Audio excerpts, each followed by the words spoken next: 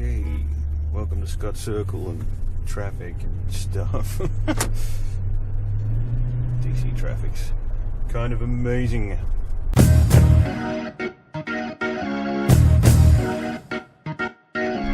It's DC, no one will ever give me room. Who am I kidding? Yeah, we'll gamble it. I've got a bigger car. As promised in my first video, we are actually going to go underneath one of the DC traffic circles, not through it, so you won't get to see what it's like trying to negotiate the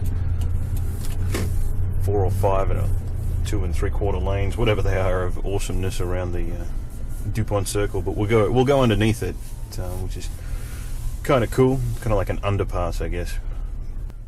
This is Connecticut Ave. It's pretty busy. Got a couple of good bars along here. Been to most of them. I think half of them have changed names now since they first opened, or when I first started going to them. I know there's a couple of new restaurants and little takeaway joints.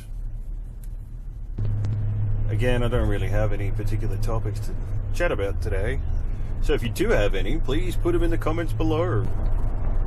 But if you've got something and you've got a couple of ideas and say, hey, why don't you talk about this or ask me some questions, more than happy to answer. I can think of a bunch just off the top of my head. You know, what's it like being Australian living in the US? Well, different. It's the same but different.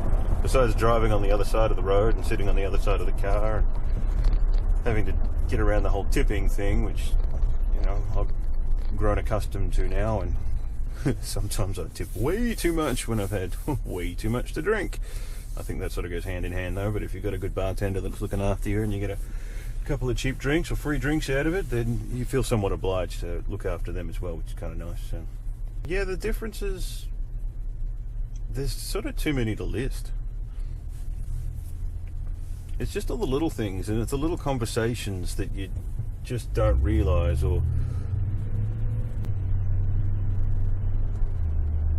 it's like, I don't know, ordering food, for instance, is one thing. It's the way you order back home in Australia. It's pretty, well, you think it's, for any Australians watching, it's pretty straightforward. And over here, one thing, they're listening to your accent to start with, especially if you've got a more Queenslander accent, and they'll definitely be going, oh my god, and they're listening to the way you talk more than what it is that you're actually trying to say. Mannerisms and that sort of stuff are a little different over here. McDonald's, Macca's, there we are. That was probably the first thing that I noted. You know, in Australia, you order a Big Mac or a quarter pounder or a double quarter pounder, or, you know, Happy Meal, cheeseburger, whatever it is, and this is by no means any sort of endorsement for McDonald's. Please don't see it as that. Get out of the traffic. Oh, I love a V8. That wasn't even flat. What was I saying? Oh, McDonald's, Macca's, yeah. But over here, the first couple of times I ordered, I'd say what it was, and they'd go, excuse me. I'd have to repeat myself, and they'd put 2 and 2 together, and they'd figure it out. And then I realised after, you know, chatting to some of the guys that I work with, most of the guys I work with are actually American, so that's kind of helpful. I explained the situation, and they said, no, like, if you want a double quarter pounder, you order a number 4. And that's it. And it suddenly just made life a lot easier, because, you know, I started to get a bit of anxiety about it all. Going, you know, I don't want to order food. If I have to order something from somewhere, they're not going to understand my accent, especially if they're foreign and I'm foreign, and then we're all just don't even know what we're talking about. Ordering Chinese food or Thai food or anything. They've got numbers next to them. It's great. I thought that was only a thing in the movies, but nope. Yep. I'll have 2 number 7s, a number 13, and a 21.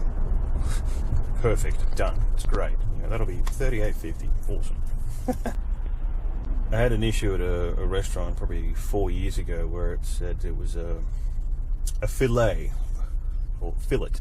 So I asked the waiter, what kind of fillet? Was it a chicken fillet? Was it a steak fillet? Was it a fish fillet? If it was fish fillet, what kind of fillet was it? Or what kind of fish was it? The guy looked at me like I had absolutely no idea what I was talking about. He went, well, it's a steak, sir. I thought that was a pretty simple question, but I was looked down upon, and this is by no means any sort of 5-star restaurant. It was, you know, a place where plenty of people just go for, you know, Saturday afternoon beers, that sort of thing. I guess it was in a slightly more up-and-coming area. was down in Virginia. Actually, it wasn't too far from where I live, but I mean, I didn't know what was correct on the menu, which obviously made it interesting. Needless to say, I still ordered it because it was steak, and well, you can't go wrong with steak. So, moving over here, and something that scared the bejeebers out of me was insurance, and I thought that if I have to get health insurance and have to pay for it privately, I may as well just stay in Australia and live on the dole, because you get better medical health care in Australia than you do in a lot of other countries around the globe, especially the US. But thankfully, through my work, I get a fairly decent sort of medical package. I've got a lot of what they call co-pays and that sort of stuff, and we get looked after pretty well, which is nice. But it was daunting. I watched a couple of documentaries and thought, geez, I'm not going to be able to afford $1,200 a month just for basic medical insurance. That's ridiculous. And thankfully I don't have to. It's car insurance over here is astronomical, in especially in location. When I first moved into my little apartment in DC, I had my previous little Volkswagen. It was a little Mark V GTI, nice little car. Tuned it up a little bit, went racing in it a few times. But living inside the district itself, I had to, get DC or Washington DC number plates, and had to pay insurance where I garage the car, that sort of thing. It was about $285 a month, and that was for a $10,000 Volkswagen GTI. When I moved down to Virginia, I took the Volkswagen down with me, obviously, because it was moving further south, and I needed to drive in and out of work and that sort of stuff. My insurance dropped from $280 something a month to about $90 a month, and it was fantastic. And obviously I had a bunch of things working against me. I didn't have a driving history here. There was no sort of track record. My credit score was 0 because I'd been in the country for less than a year, which is all contributing factors over here. The insurance on this thing is about $90 a month now, I think, for what is essentially full comprehensive crash cover, damages and all that sort of stuff.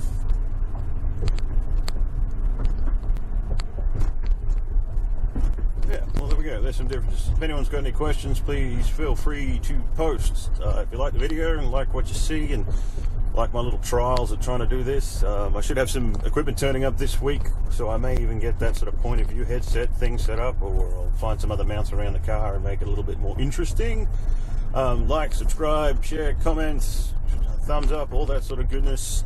I will see you guys next time. Thanks.